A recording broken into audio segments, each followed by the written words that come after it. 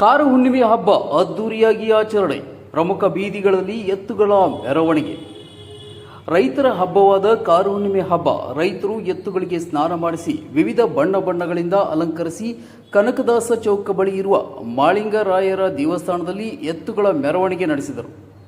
ಪ್ರತಿ ವರ್ಷದಂತೆ ಈ ವರ್ಷವೂ ಕೂಡ ರೈತರ ಹಬ್ಬವಾದ ಕಾರ ಹುಣ್ಣಿಮೆಯನ್ನ ಅದ್ದೂರಿಯಾಗಿ ಎತ್ತುಗಳಿಗೆ ಸಿಂಗರಿಸಿ ಪಟ್ಟಣದ ಪ್ರಮುಖ ಬೀದಿಗಳಲ್ಲಿ ಬಾಜಾ ಭಜಂತ್ರಿಯೊಂದಿಗೆ ಮೆರವಣಿಗೆ ನಡೆಸಿದರು.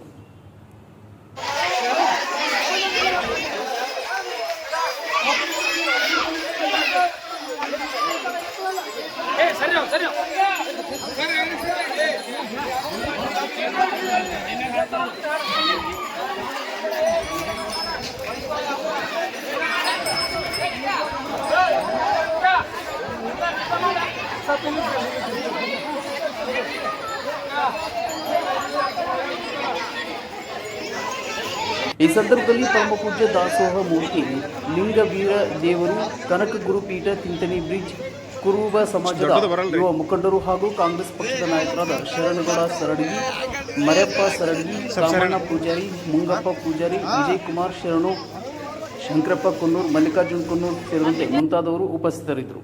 ಸುದ್ದಿ ನಂಬರ್ 1 ಜೇವರ್ಗಿ. ನಿಖರ ಹಾಗೂ ನೈಜ ಸುದ್ದಿಗಾಗಿ ನಮ್ಮ ನ್ಯೂಸ್ ಚಾನೆಲ್ ಸಬ್ಸ್ಕ್ರೈಬ್ ಮಾಡಿ, ಬೆಲ್ ಬಟನ್ ಒತ್ತಿ ಸದಾ ನಮ್ಮ ಜೊತೆಗಿರಿ.